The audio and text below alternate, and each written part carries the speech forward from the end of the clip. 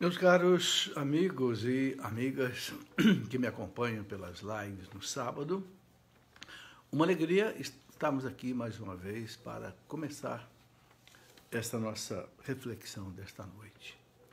Pedindo ao Senhor que nos dê a sua graça, pedindo ao Senhor que nos dê a sua bênção. Estamos com o sinal da internet um pouco fraco, mas se Deus quiser, vamos conseguir fazer a nossa reflexão. Vamos pedir ao Senhor que nos dê a sua graça, nos dê a sua bênção, para nós fazermos aqui uma boa meditação sobre dois assuntos muito importantes. Como eu já anunciei pelo Facebook, né? Hoje o dia maravilhoso da Imaculada Conceição de Nossa Senhora. E amanhã, o domingo, o segundo domingo do Advento. Então nós queremos dividir essa nossa reflexão hoje em duas partes. Conversar um pouco sobre esse mistério, esse dogma, né? Que foi proclamado por um Papa, né, a Imaculada Conceição da Virgem Maria.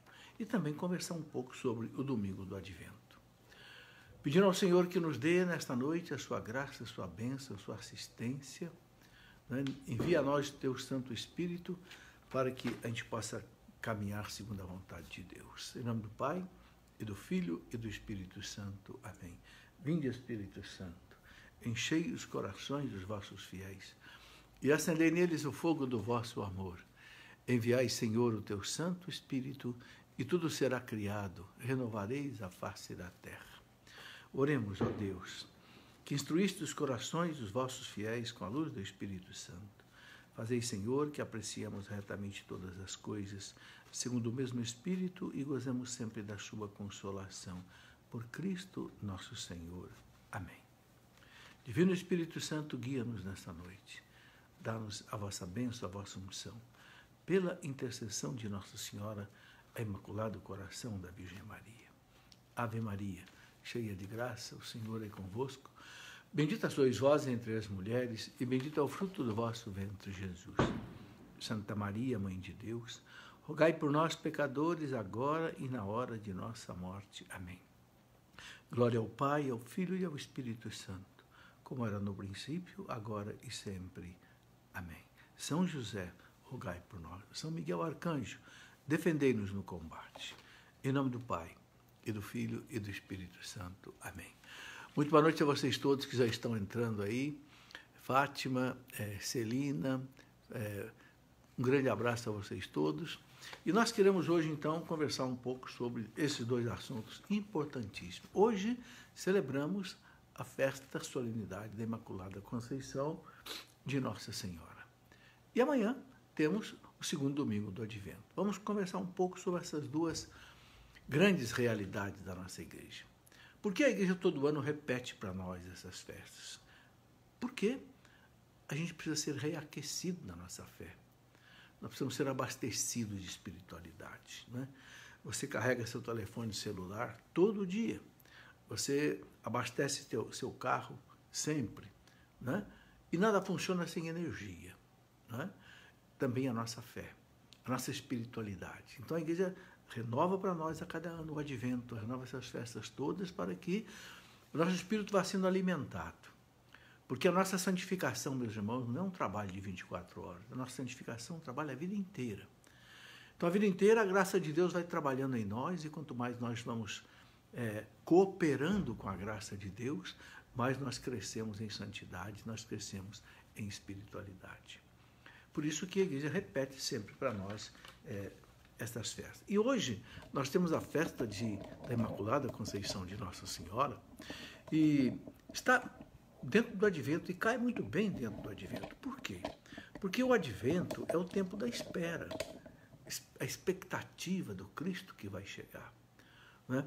Os profetas anunciaram, os profetas esperaram, o povo judeu esperou aí cerca de 1000 anos a chegada do Messias. Então, quando ele estava para chegar, a expectativa foi imensa. Maria também o esperava. Como toda mulher judia, ela esperava. Só que dizem os santos que ela é a única mulher que, na sua humildade, nunca pensaria, né, que o Salvador pudesse nascer dela. Né? Mas exatamente Deus quis escolher aquela que era a mais humilde para ser a mãe do seu filho. O catecismo da igreja, quando fala de Nossa Senhora, diz assim que Antes de todos os tempos, desde a eternidade, Deus já tinha escolhido a Virgem Maria para ser a mãe do seu filho. Que coisa maravilhosa, né? Porque você sabe que para Deus não existe o tempo. Para Deus não tem passado, para Deus não tem futuro. Não, Deus é um instante que não passa, dizia um teólogo, Karl Rahner. Deus é um instante que não passa.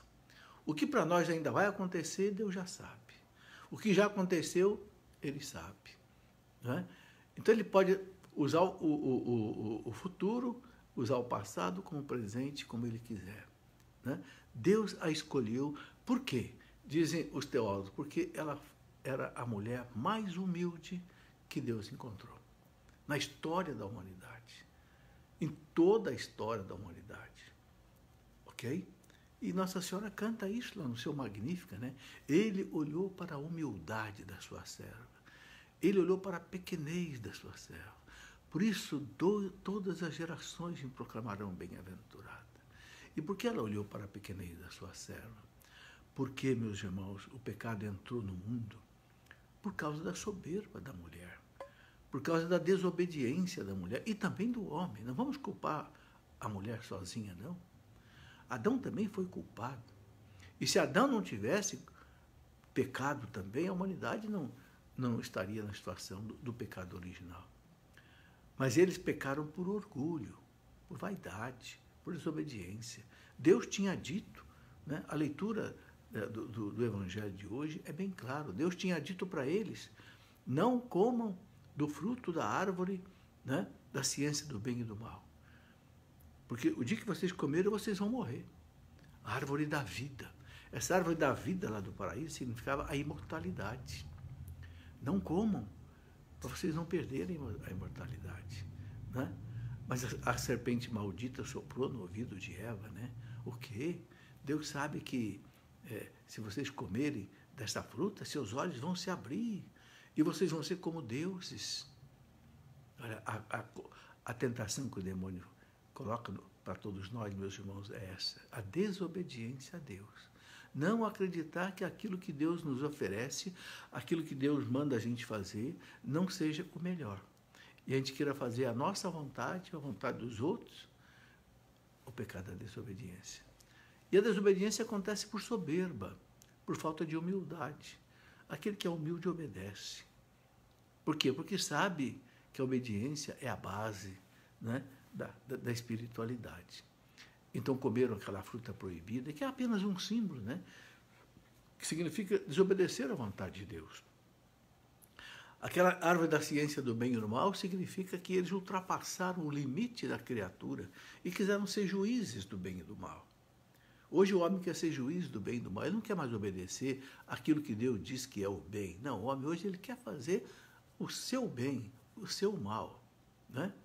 Então Deus diz não matar, ele mata, não roubar, ele rouba, não prostituir, ele prostitui, não pecar contra a castidade, ele peca, e aí por diante, né? Todo pecado, meus irmãos, é uma desobediência. Por isso, né, Deus disse para aquela serpente maldita, né, colocarei inimizade entre ti e a mulher, e a tua descendência e a dela. Ela vai esmagar a tua cabeça, e tu vai ferir o calcanhar. Bem, ferir o calcanhar não mata ninguém, mas esmagar a cabeça, você sabe que mata, né? Uma cobra, quando você vai matar uma cobra, não adianta você bater, dar uma paulada no corpo dela. Você tem que esmagar a cabeça. O pessoal da roça sabe disso. Esmaga a cabeça, senão você não mata a serpente. Então, quando Deus diz, né, para a serpente, ela vai esmagar a tua cabeça, está dizendo, ela vai te vencer. Ela vai te vencer. E Nossa Senhora vence realmente o demônio. Porque Deus age, meus irmãos, pela justiça e pelo direito. Deus não age simplesmente pela força que Ele tem. Né? O pecado entrou pela mulher, então a salvação também vai entrar pela mulher. É assim que Deus age.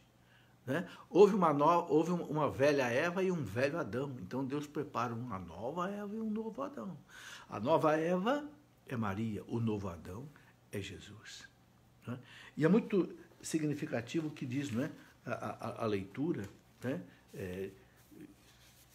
coloca bem claro para nós. O anjo se apresentou a Maria e disse para ela, né, entrando onde ela estava, o anjo disse para ela, Ave cheia de graça, o Senhor é contigo. Ave quer dizer, eu te saúdo. Né? O francês, quando reza a Ave Maria, ele fala de Je vous salue Marie, eu vos saúdo Maria, Ave Maria. Né? Lá o pessoal diz Ave César, salve César. Então o anjo diz salve Maria, Ave Maria. Né? O Senhor é contigo. Né? Aí ele coloca uma coisa muito importante, cheia de graça. É nesse cheia de graça, meus irmãos, que a igreja, inspirada pelo Espírito Santo, entendeu que a Virgem Maria é imaculada. Se ela é cheia de graça, então nela não tem desgraça, não tem pecado. Quando você tem um copo cheio de água, é água, não tem mais nada, é água. Né? Você pega aqui um copo cheio de água, é cheio de água. Não tem... Né? Maria cheia de graça, a Imaculada. Né? Por quê? Porque Santo Agostinho já dizia, lá no século IV, né? Nem pensar, né, que a Mãe de Deus pudesse ter o pecado original. Porque ter o pecado original é ser dominada pelo demônio. O demônio nos escraviza pelo pecado. Por isso que imediatamente que a gente nasce é batizado, porque o batismo tira o pecado original. E é por isso que a gente reza no batismo da criança o exorcismo. Porque a partir daquele momento, pelo batismo, a criança sai da dependência do demônio e agora ele passa a ser filho de Deus. Então, Santo Agostinho dizia, nem pensar que a mãe do Salvador pudesse ser dominada pelo demônio. Não tem cabimento uma coisa dessa. Né? E todos os padres antigos, né, dos primeiros séculos da igreja, todos falaram da Virgem Maria, né? Ei partenos, em grego, sempre virgem. Né? Santo Agostinho dizia, virgem antes, durante e depois do parto. Tudo fruto, né, delas, por ser escolhida para ser a mãe de Deus, foi preservada do pecado original. E eu queria conversar então um pouco sobre isso agora. Né? Como é que a igreja entendeu isso?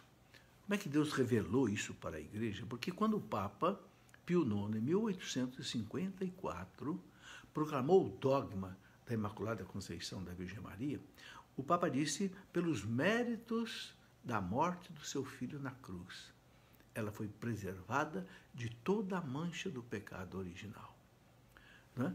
Mas que história é essa? Se o filho não tinha nem nascido ainda, como é que a mãe podia ser preservada, né, do pecado original pelos méritos de Cristo, se o Cristo não tinha nem nascido ainda? Era a concepção dela ainda no seio, né, de Santa Ana. Mas aí vai aquilo que eu falei para vocês.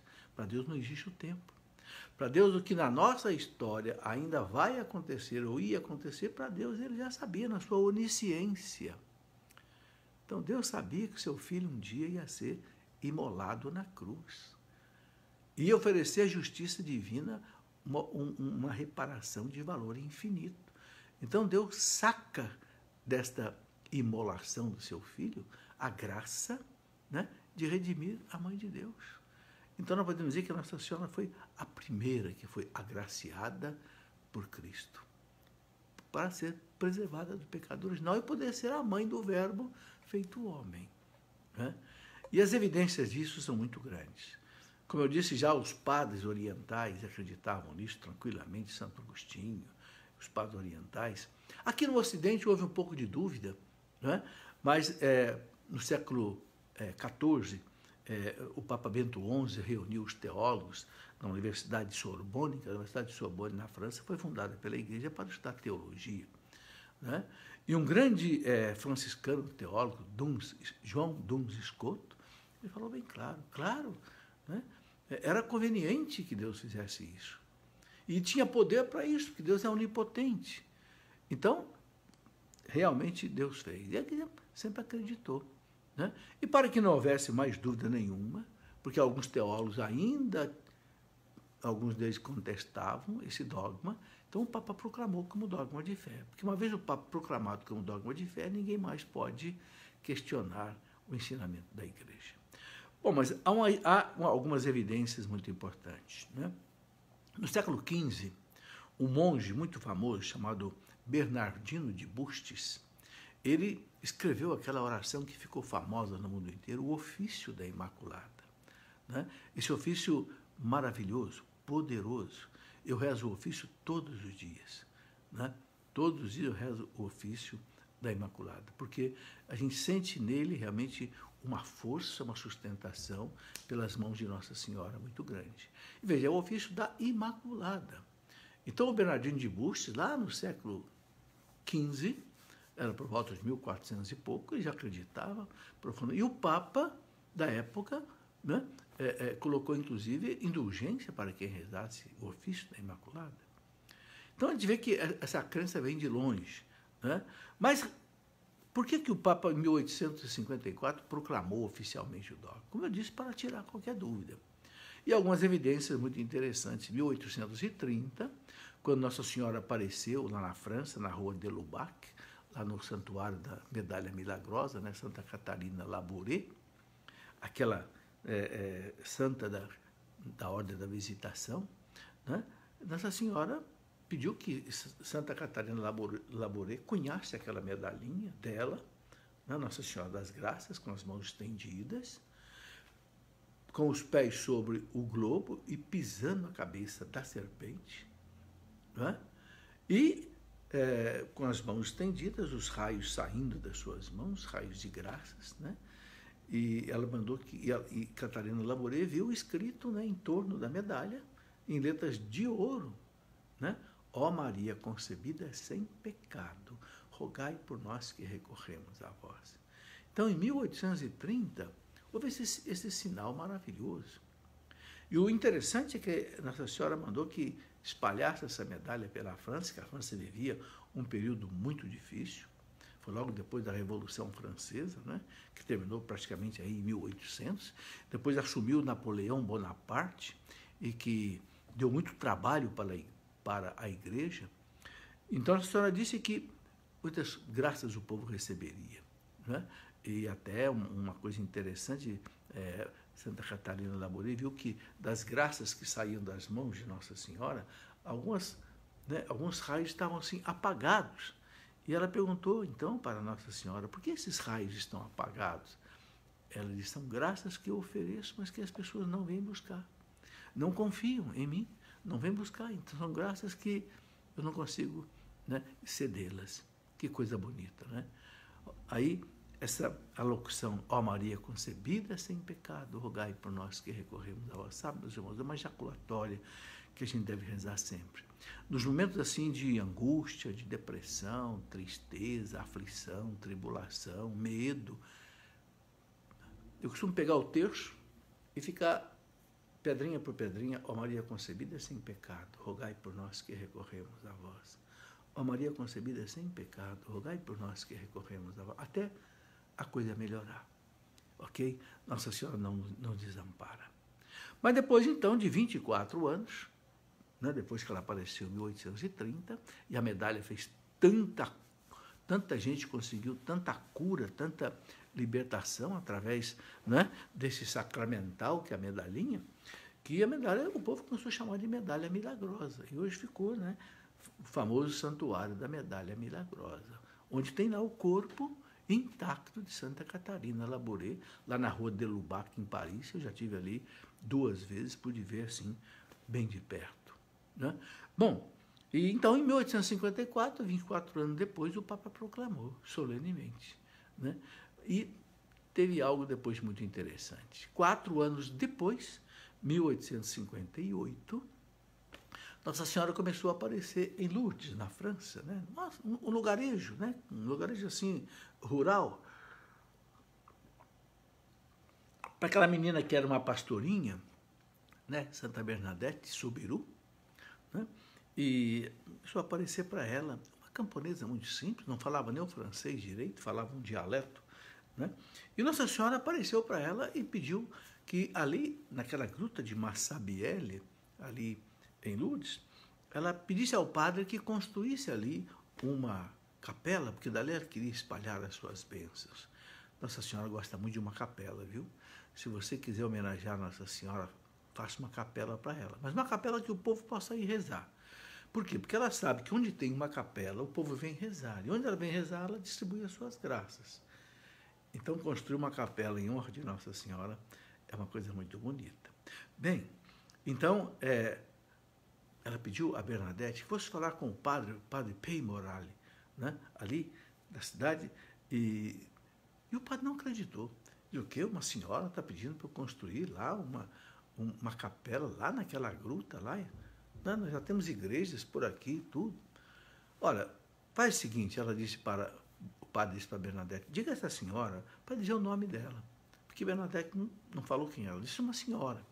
E o padre disse, eu não recebo assim ordens de uma pessoa assim que não se identifica. Bom, Bernadette falou para Nossa Senhora, né? Quando foi na última aparição, Nossa Senhora disse a ela, tá bem, eu vou dizer o meu nome, né? Era o dia 25 de março de 1858, o dia em que ela concebeu, né? Pelo poder do Espírito Santo, 25 de março, porque 9 meses depois é Natal, né? Bom, então, Nossa Senhora disse para ela, o meu nome é este, Je suis Conception, falou em francês, né? Eu sou a Imaculada Conceição. Bernadette não entendeu nada, o quê? Eu sou a Imaculada Conceição. O que é isso? Ela pensou que Nossa Senhora fosse dizer, eu sou Maria, mãe de Jesus. Não, ela deu exatamente o título daquilo que o Papa tinha proclamado 4 anos antes como dogma. Je suis Immaculée Conception. Eu sou a Imaculada Conceição. Diga para o padre. É a Imaculada Conceição que está pedindo para ele fazer uma capela aqui. E Bernadette foi em direção ao padre, repetindo, para ela não esquecer, ela foi repetindo pelo caminho. Je suis Immaculée Conception, Je suis Immaculée Conception. Quando chegou e disse para o padre, o nome da senhora é esse. Aí o padre quase caiu das pernas, né? Porque o padre sabia, primeiro, que aquela menina não podia inventar aquilo, não sabia o que significava Imaculada Conceição. Segundo, porque o padre sabia que o Papa tinha proclamado como dogma de fé. Meus irmãos, o Papa aceitou, o bispo aceitou, acreditou. E, para encurtar a história, você sabe, lá em Lourdes hoje tem um dos maiores santuários marianos do mundo. Inclusive, Nossa Senhora fez Bernadette cavar no chão para sair uma água ali, que ela disse que aquela água ia ser uma água milagrosa, e a gente vai lá aos pés da gruta, lá está aquela água jorrando, e o povo que vai tomar banho lá na espécie de banheiras, né? Onde a gente pode ser mergulhado e pode tomar um banho naquela água. Né? Daí, né? A confirmação do dogma. Então, tudo isso mostra para nós 3 grandes verdades. Primeira verdade, ela é imaculada mesmo, ou seja, ela não tem o pecado original. Né? Inclusive, a Nossa Senhora Aparecida, aqui no Brasil, ela tem o título de Nossa Senhora Imaculada, né? Nossa Senhora da Conceição Imaculada Aparecida. Esse é o título oficial de Nossa Senhora Aparecida. Até temos aquela música, né? Viva a Mãe de Deus e nossa, sem pecado concebida. Viva a Virgem Imaculada, a Senhora Aparecida. Então, a Nossa Senhora Aparecida, meus irmãos, é a Imaculada Conceição. Ok? Que graça para nós também, aqui nesse nosso Brasil. É por isso que muitas vezes nós precisamos ir à Aparecida, meus irmãos, quem pode. Eu, graças a Deus, que moro aqui perto, a mais ou menos 30 quilômetros, pelo menos uma vez por mês eu vou ali aos pés de Nossa Senhora, agradecer, pedir, interceder. E olha, não há graça que a gente não consiga ali, meus irmãos. E é impressionante ver o espetáculo de fé desse povo brasileiro que aos milhares e aos milhões vem a Aparecida. Porque é a Mãe Imaculada concebida sem um pecado original. Segunda verdade que a gente vê nisso tudo, meus irmãos, né, é que o pecado original existe. Né? Se ela foi concebida sem o pecado original, e o Papa proclamou como dogma, é porque o pecado original existe mesmo, não é fantasia. No início da história da humanidade houve essa desgraça. Entrou o pecado na nossa história e com o pecado entrou a morte. E foi preciso que o Cristo viesse nos salvar. O Catecismo da Igreja, no parágrafo 387, diz assim que o reverso, né, do pecado original é exatamente a vinda e a morte de Jesus. Ou seja, Jesus veio a nós para tirar o pecado original. Houve na história da Igreja heresias que queriam negar o pecado original. Né? Por exemplo, uma heresia no tempo de Santo Agostinho, pelagianismo, queria negar o pecado original. Santo Agostinho foi que combateu pesadamente o pelagianismo, que negava o pecado original. E quando o Papa, né, Inocêncio, lá, proclamou que realmente era uma heresia e que o pecado original realmente existiu. O pelagianismo foi condenado. Santo Agostinho disse aquela frase que ficou famosa, né? Roma locuta, causa finita. Roma falou, encerrou a questão. Então, primeira coisa que toda essa história da Imaculada lembra, né? Recordando, primeira coisa, Nossa Senhora é concebida sem pecado original. Segundo, o pecado original existe. Terceira coisa, o Papa não erra. Quando o Papa proclama um dogma, ele não erra. É o que Nossa Senhora veio dizer. 4 anos depois que o Papa proclamou o dogma, né, Nossa Senhora exatamente veio dizer, né, realmente, Je suis l'Immaculée Conception. Eu sou a Imaculada Conceição. Então, meus irmãos, né, a gente tem que acreditar nisso com muita alegria. E ela sendo concebida sem pecado original, Mãe de Deus, ela tem muito poder para nos ajudar. É a mãe da igreja, é a mãe de cada um de nós. Né? Então, fica aí essa reflexão para você hoje no dia da Imaculada. O que Deus quer é que nós sejamos santos como ela. Né? Para que o Advento? O Advento é esse tempo de espera do Cristo, para quê? Para nós realmente vivermos, né, a santidade que Deus pede. Né? Então, celebração dessa festa da Imaculada dentro do Advento tem um sentido bastante bom.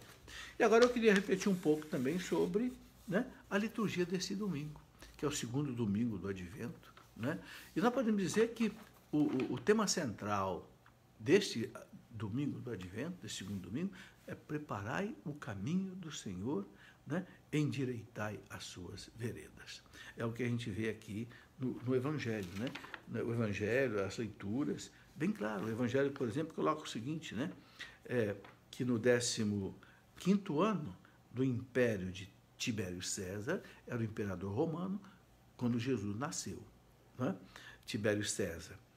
Inclusive aquela cidade de Tiberíades, lá na Terra Santa, foi construída por Herodes em homenagem a Tibério, por isso colocou o nome de Tiberíades.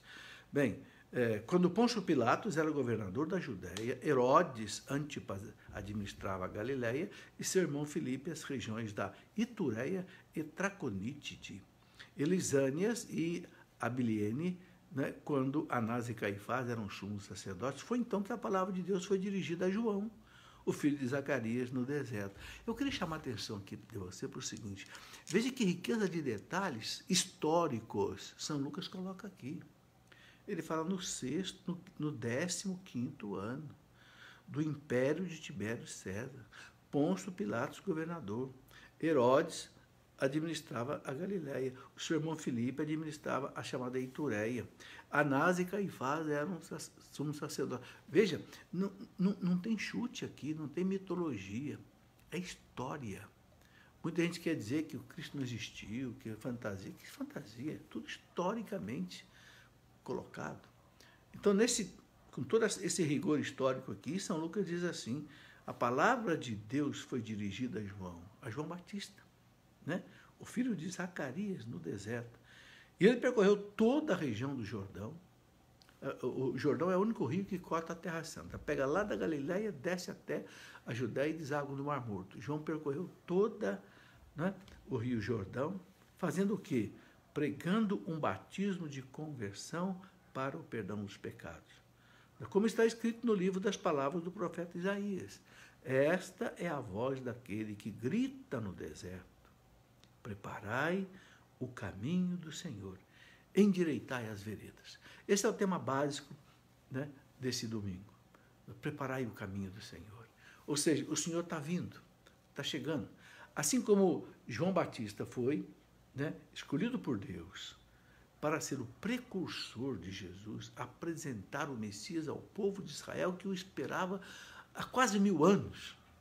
Então esse povo precisava ser preparado para receber, né, o anúncio da boa nova de salvação. E como é que era essa preparação? É o que João fez, pregando a conversão. Ele pregava para os soldados, pregava para os fariseus, para os doutores da lei, para o povo, e batizava as pessoas. Não era o batismo sacramento que nós temos hoje, não. Porque batizar, a palavra grega batizar, significa mergulhar. Então João batizava as pessoas ou mergulhando ou molhando no Rio Jordão, né, com um símbolo assim de que alguém que é mergulhado em Deus. Hoje, o batismo, por exemplo, né, a igreja celebra o batismo derramando água na cabeça da criança. Né, significa exatamente o que? Esse mergulho em Deus. Né. O pecado, a água tem um simbolismo muito forte. Né. Foi pela água que Deus fez o dilúvio para purificar a humanidade pecadora. Né?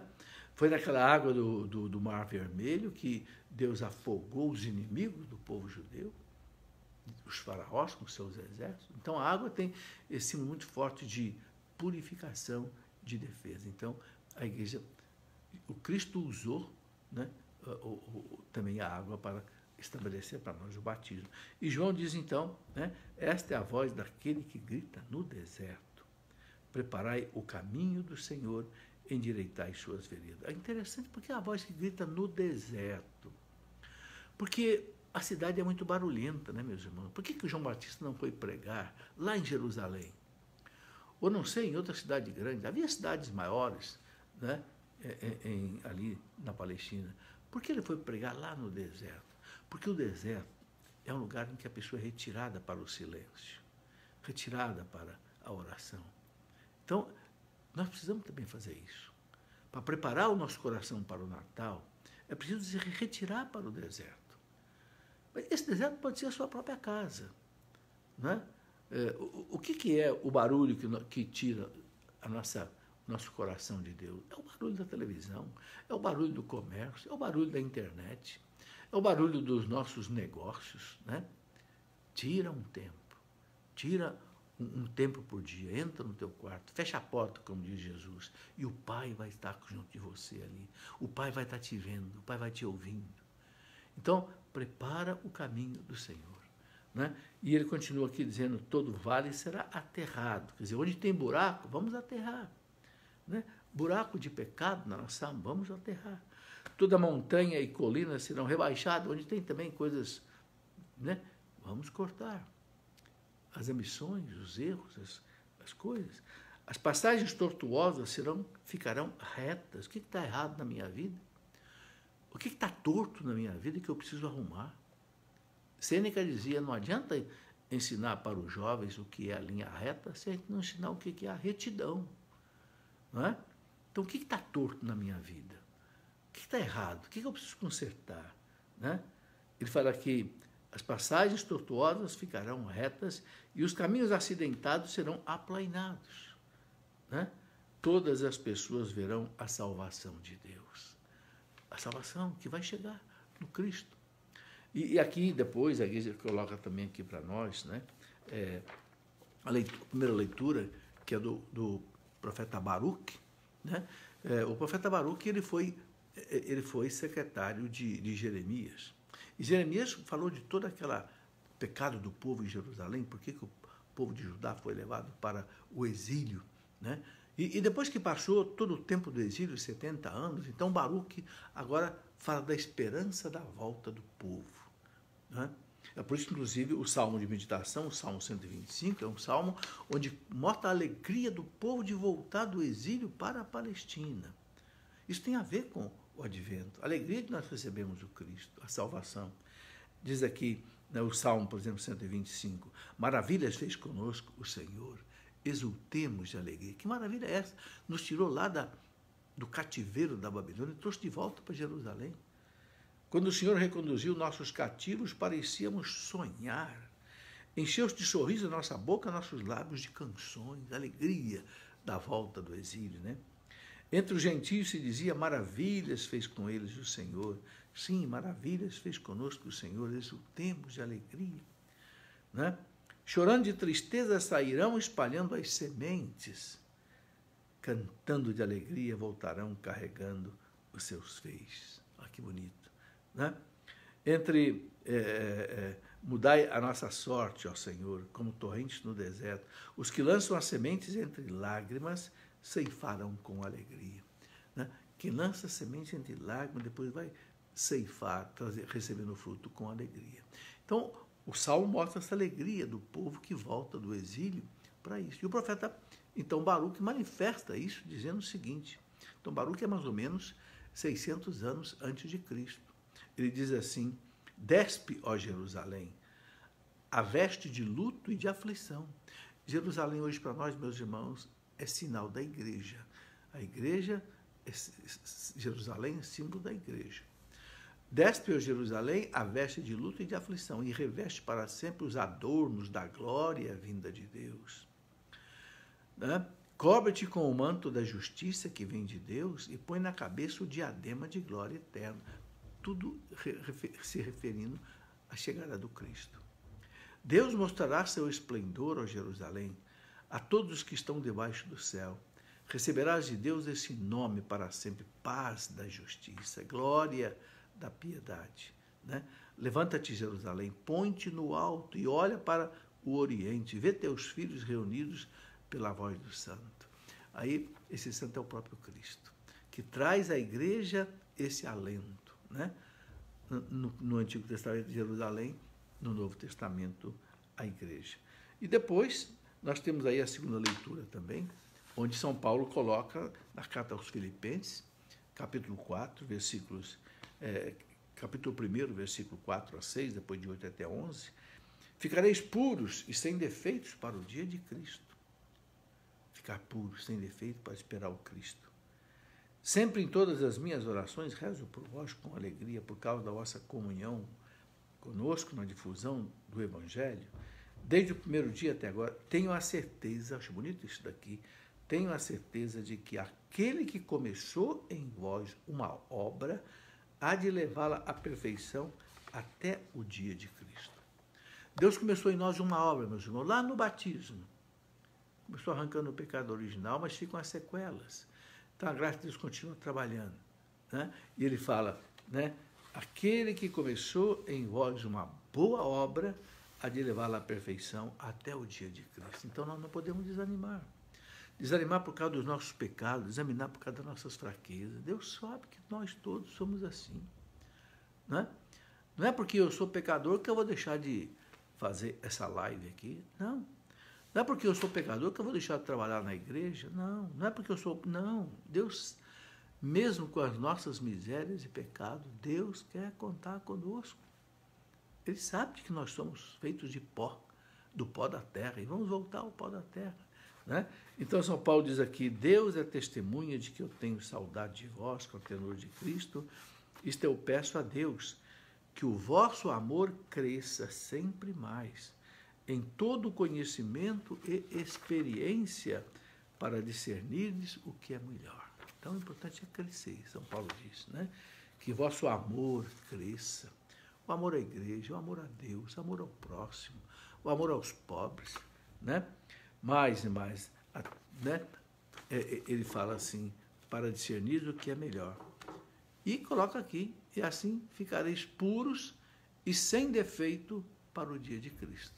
E assim ficareis puros e sem defeito para o dia de Cristo, cheios do fruto da justiça que nos vem por Jesus, para a glória e para o louvor.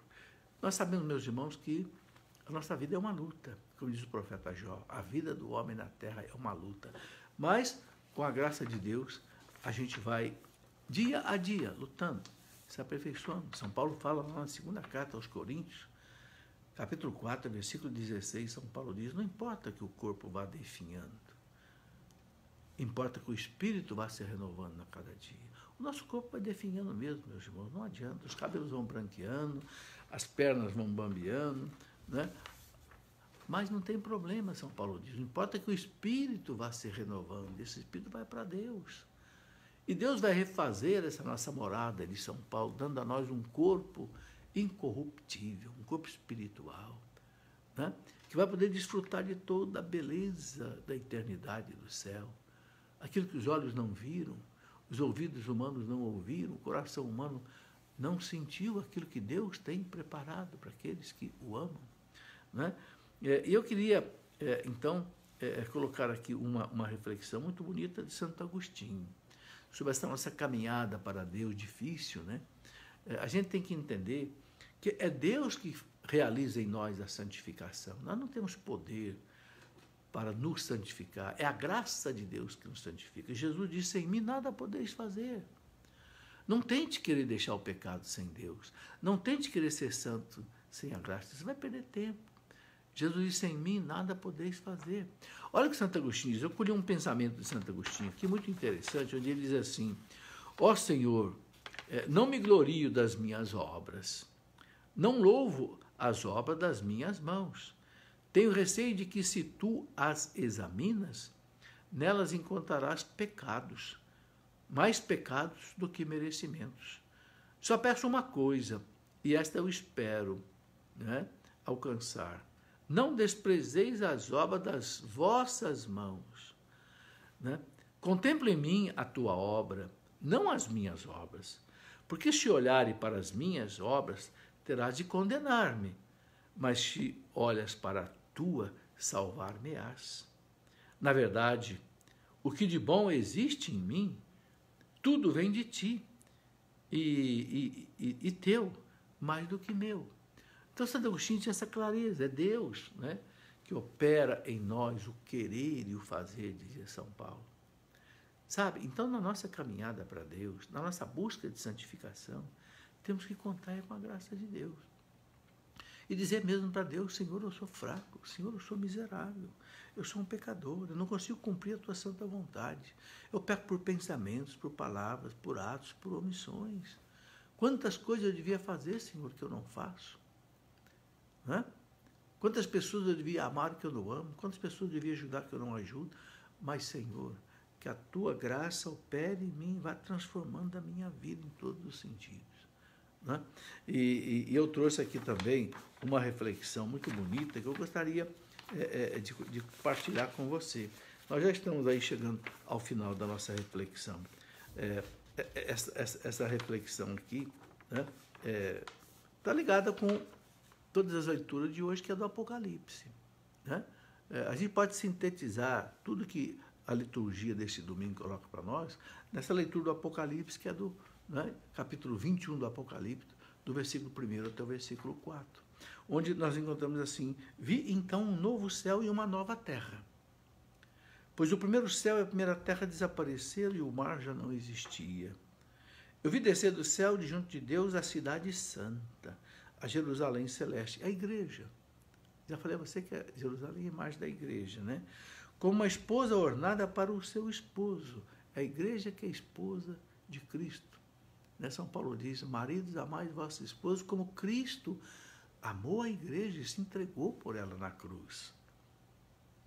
Ao mesmo tempo, ouvi do trono uma grande voz que dizia, eis aqui o tabernáculo de Deus com os homens. Habitará com eles e serão o seu povo. E Deus mesmo estará com eles. É o Emmanuel, o Deus conosco, que vem para viver conosco. Enxugará toda lágrima de seus olhos, e já não haverá morte, nem luto, nem grito, nem dor, porque passou a primeira condição. Então, o que está assentado no trono disse, eis que eu renovo todas as coisas. Disse ainda, escreve, porque essas palavras são fiéis e verdadeiras. Novamente me disse, está pronto, eu sou o alfa e o ômega, o começo e o fim. Né? A quem tem sede eu darei gratuitamente de beber da fonte da água viva. Que bonito, né? Darei de beber a fonte da água viva. O vencedor herdará tudo, e eu serei seu Deus, e ele será o meu filho. Aí, é a imagem, né, da vitória da igreja, do triunfo da igreja, que começa com a chegada de Cristo e vai se consumar na eternidade. É isso, meus irmãos, um pouco daquilo que eu queria colocar hoje sobre a Imaculada Conceição da Virgem Maria e sobre a liturgia desse domingo. Quero pedir à Virgem Maria hoje, nesse dia de graça, esse dia de bênção, em que as comportas das graças no céu estão abertas, que ela derrame sobre todos nós as graças que nós hoje precisamos, Nossa Senhora. Em primeiro lugar, a graça de nós vencermos os nossos pecados. Segundo, de nós podemos fazer a vontade de Deus como a Senhora fez. Eis aqui a serva do Senhor.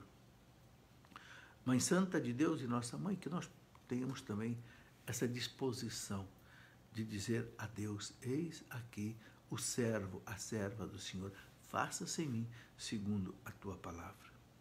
E peço, Mãe Santíssima, para mim e para todos aqueles que me ouvem, para suas famílias, as graças e bênçãos que necessitam neste dia de hoje.